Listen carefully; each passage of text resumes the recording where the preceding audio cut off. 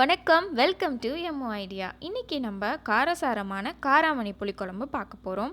நான் இன்றைக்கி வெள்ளை காராமணியில் புளிக்குழம்பு செய்ய போகிறேன். வாங்க எப்படி செய்கிறதுன்னு பார்க்கலாம். இதுக்கு தேவையான இன்க்ரீடியன்ஸ் என்னன்றது பார்த்துடலாம். தாளிக்கிறதுக்கு வெங்காய வடை எடுத்திருக்கேன். ஒரு சின்ன சைஸ் அளவுக்கு வெங்காய வடை எடுத்திருக்கேன். 1.5 கப் அளவுக்கு சின்ன வெங்காயம் எடுத்திருக்கேன். ஸ்லைஸ் பண்ணி வச்சுருக்கேன் ரேண்டமாக. பூண்டு ஒரு 1/2 கப் அளவுக்கு பூண்டு நிறைய சேர்த்துக்கிட்டாலும் நல்லாயிருக்கும். புளி கரைச்சி வச்சுருக்கேன். ஒரு பெரிய எலுமிச்சம்பழம் சைஸ் அளவுக்கு புளி கரைச்சி வச்சுருக்கேன். காராமணி 4 மணி நேரம் ஊற வச்சுட்டு குக்கரில் போட்டு வேக வச்சுருக்கேன். ஸோ தட் நம்மளுக்கு புளிக்குழம்பு செய்கிறதுக்கு டைம் கொஞ்சம் மிச்சமாகும். அடுத்தது மஞ்சள் தூள், புளிக்குழம்புக்கு தேவையான மஞ்சள் தூள் இது. அப்புறம் சாம்பார் தூள்,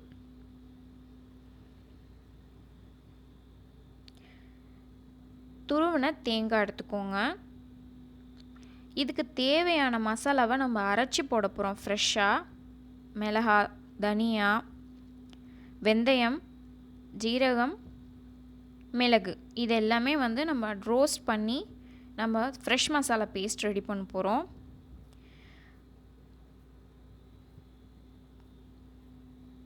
இவ்வளோதான் இன்க்ரீடியன்ட். வாங்க குக் பண்ண ஸ்டார்ட் பண்ணிடலாம்.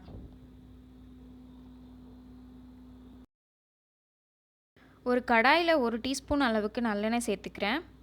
இப்போது வரமிளகா 2 உடச்சி வச்சுருக்கேன், அது சேர்த்துக்கிறேன். 1 டேபிள் ஸ்பூன் அளவுக்கு தனியா சேர்த்துக்கிறேன். நீங்கள் புளிக்குழம்பு எவ்வளோ செய்ய போகிறீங்களோ அதுக்கேற்ற மாதிரி இந்த அளவை நீங்கள் ஜஸ்ட் மாற்றிக்கோங்க. வெந்தயம் கொஞ்சமாக சேர்த்துக்கிறேன். இதை கொஞ்சம் வதக்கிக்கோங்க. சிம்லேயே வச்சு வதக்குங்க, இல்லைன்னா கருகி போயிடும். வாசம் வந்த பிறகு, தனியாவோட வாசம் வந்த பிறகு மிளகும் ஜீரகமும் சேர்த்துக்கோங்க. மிளகு ஜீரகம் ஃபஸ்ட்டே சேர்த்திங்கன்னா மிளகு வெடிக்க ஆரம்பிச்சிரும். அதனால் தனியா வாசம் வந்த பிறகு மிளகும் ஜீரகமும் சேர்த்துக்கோங்க.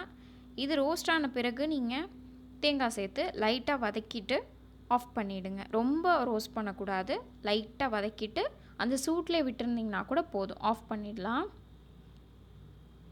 இதை ஆற வச்சு நம்ம மிக்சியில் அரைச்சி எடுத்துகிட்டு வந்துக்கலாம். ஆறிடுச்சு, இதை அரைச்சி எடுத்துக்கலாம். ஒரு மண் பாத்திரம் எடுத்துக்கோங்க. மண் பாத்திரம் இல்லைன்னா சில்வர் பாத்திரத்தில் செய்யுங்க. 80 ml அளவுக்கு நல்லெண்ணெய் சேர்த்துக்கோங்க கடாயில். நல்லெண்ணெய் சூடான பிறகு இதில் உதிர்த்து வச்சுருக்க வெங்காய வடவத்தை சேர்த்துக்கோங்க.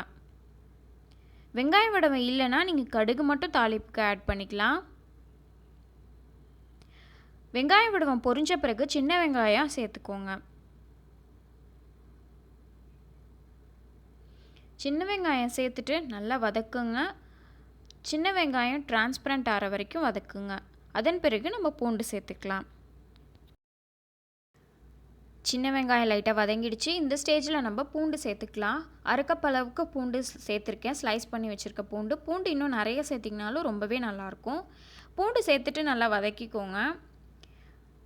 கொஞ்சம் வதங்கின பிறகு நம்ம இதில் ஒரு பெரிய சைஸ் அளவுக்கு தக்காளி சேர்த்துக்கலாம். தக்காளி சேர்த்துட்டு நல்லா வதக்கிக்கோங்க. தக்காளிக்கு இப்போது தேவையான அளவுக்கு வதங்குறதுக்கு மட்டும் உப்பு போட்டுக்கிறோம்.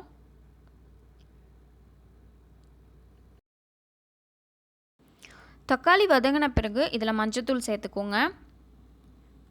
மஞ்சத்தூள் சேர்த்து கிளறி விட்டுக்கோங்க. இப்போது 1.5 டீஸ்பூன் அளவுக்கு சாம்பார் தூள் சேர்த்துக்கிறேன். சாம்பார் தூள் சேர்த்துட்டு நல்லா வதக்குங்க. தக்காளியோடு சேர்ந்து அது நல்லா வதங்கணும். தக்காளி, வெங்காயம், பூண்டு எல்லாம் ஒன்று சேர நல்லா மசாலாவோடு வதங்கிடுச்சு. இப்போது நம்ம காராமணியை சேர்த்துக்கலாம். இதோட 2.5 கப் அளவுக்கு வேக வச்ச காராமணியை சேர்த்துக்கிறேன். அந்த தண்ணியை, வேக வச்ச தண்ணியை கூட அதோடையே சேர்த்துக்கோங்க. கீழே ஊற்றிடாதீங்க, ரொம்ப நல்லது அந்த தண்ணி. எப்படியும் நம்ம தண்ணி ஊற்றி தான் புளிக்குழம்பு செய்ய போகிறோம். ஸோ அந்த தண்ணியை வேஸ்ட் பண்ணாமல் இதிலே ஊற்றிக்கோங்க. ஒரு சின்ன கொதி வர ஆரம்பிக்கும். அந்த ஸ்டேஜில் நம்ம அரைச்சி வச்சுருக்க மசாலா பேஸ்ட்டை சேர்த்துக்கலாம். கொதி வந்துருச்சு. தேங்காய் மசாலாவெல்லாம் வதக்கி வச்சுருந்தோம்ல, அந்த பேஸ்ட்டை இப்போ இதில் சேர்த்துக்கிறேன். சேர்த்துட்டு இது கலந்து விட்டுக்கோங்க. இப்போது இந்த ஸ்டேஜில் கலந்து விட்ட உடனேயே நீங்கள் வந்து எலுமிச்சப்பழம் அளவுக்கு சைஸில் புளித்தண்ணி ஊற வச்சு கரைச்சி வச்சுருந்தேன் அந்த தண்ணியை இதோட சேர்த்துக்கலாம்.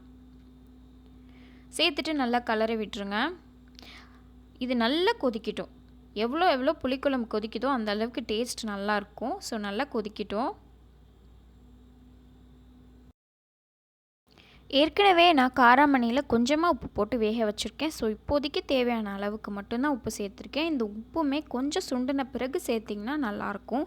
இல்லைனா எல்லா உப்புமே காராமணிலையும் வெங்காயத்திலும் இறங்கி உப்பாக இருக்க மாதிரி இருக்கும். ஸோ கொஞ்சம் சுண்டின பிறகு நீங்கள் உப்பு சேர்த்துக்கோங்க. பாருங்கள், நல்லா எண்ணெய் விட்டு பிரிஞ்சு வந்துருச்சு. கிட்டத்தட்ட 20 நிமிஷத்துக்கு மேலேயே ஆயிருக்கும். அடிக்கடி வந்து கிளறி விட்டுக்கிட்டிங்கன்னா மட்டும் போதும். அவ்வளோதான், புளிக்குழம்பு ரெடி ஆயிடுச்சு. இப்போ ஒரு முக்கியமான டிப்ஸ் சொல்ல போகிறேன். புளிக்குழம்பு நீங்கள் மண் சட்டியில் செய்யும் போது அதோடய சூடு ரொம்ப நேரம் இருக்கும். ஸோ வந்து இப்போது நீங்கள் ஒரு டெக்னிக் அப்ளை பண்ண போகிறீங்க. அந்த டெக்னிக் எல்லா புளிக்குழம்புக்குமே நல்லாயிருக்கும். அது என்னன்னு பார்க்கலாம். 2 டீஸ்பூன் அளவுக்கு நல்லெண்ணெய் ஆஃப் பண்ணிட்ட பிறகு நீங்கள் இந்த நல்லெண்ணெயை புளிக்குழம்பு மேலே ஊற்றிட்டு கிளறி விடாதீங்க. அப்படியே அதை ஒரு மூடி போட்டு மூடிடுங்க. இதுதான் அதோட டிப்ஸு, புளிக்குழம்புக்கான டிப்ஸு. இது நீங்கள் கண்டிப்பாக எல்லா புளிக்குழம்புக்கும் அப்ளை பண்ணி பாருங்கள், நல்லாயிருக்கும். பாருங்கள், புளிக்குழம்பு நல்லா அந்த சூட்லேயே இருந்ததுனால இன்னும் கூட கொஞ்சம் சுண்டிருக்கு. எனக்கு இந்த மாதிரி கெட்டியாக புளிக்குழம்பு இருந்தால் ரொம்ப பிடிக்கும். அரைச்சி வச்ச காராமணி புளிக்குழம்பு ரெடி ஆயிடுச்சு. இப்போ இதோட ஹெல்த் பெனிஃபிட்ஸ் பார்த்துடலாம். ப்ரோட்டீன் வந்து அதிகமாக இருக்குது. எல்லா பருப்புலையுமே ப்ரோட்டீன் அதிகமாக இருக்குது. அதே மாதிரியே காராமணிலையும் ப்ரோட்டீன் அதிகமாக இருக்குது. ப்ரெக்னெண்ட்டாக இருக்க விமன் வந்து கண்டிப்பாக காத்துக்கோங்க, ரொம்பவே நல்லது. இது வந்து வெயிட் லாஸ்க்கும் ஹெல்ப் பண்ணுது. எவ்வளோக்கு எவ்வளோ காராமணி எடுத்துக்கிறோமோ அவ்வளோக்கு எவ்வளோ கிலோஸ் வந்து நம்ம குறைக்க முடியும் அப்படின்னு சொல்கிறாங்க. ஸ்கின் கேருக்கு ரொம்ப நல்லது. ஹேர் ஃபாலை தடுக்க உதவும். ஹெல்த்தியான ஹேர் க்ரோத் ஆகும். சூடான சாதத்தில் நல்லெண்ணெய் ஊற்றி இது கூட நம்ம புளிக்குழம்பு ஊற்றி சர்வ் பண்ணலாம். புளிக்குழம்புக்கு பெஸ்ட் காம்பினேஷன் அப்பளம், வடவம். இது ரெண்டும் கொடுத்து சர்வ் பண்ணுங்கள். சுட சுட சர்வ் பண்ணுங்கள், ரொம்ப நல்லாயிருக்கும். அடுத்த நாள் வச்சு சாப்பிட்டிங்கன்னா இன்னும் சூப்பராக இருக்கும். தோசைக்கும் இந்த காராமணி புளிக்குழம்பு நல்லாயிருக்கும். சேனலை புதுசாக பார்க்குறீங்களா? மறக்காமல் என் சேனலை சப்ஸ்கிரைப் பண்ணிக்கோங்க. இப்போது உங்களுக்கு என்னோடய சேனல் லோகோ விசிபிள் ஆகும். அதை ப்ரெஸ் பண்ணிவிட்டு நீங்கள் சப்ஸ்கிரைப் பண்ணிக்கோங்க. தேங்க்ஸ் ஃபார் வாட்சிங்.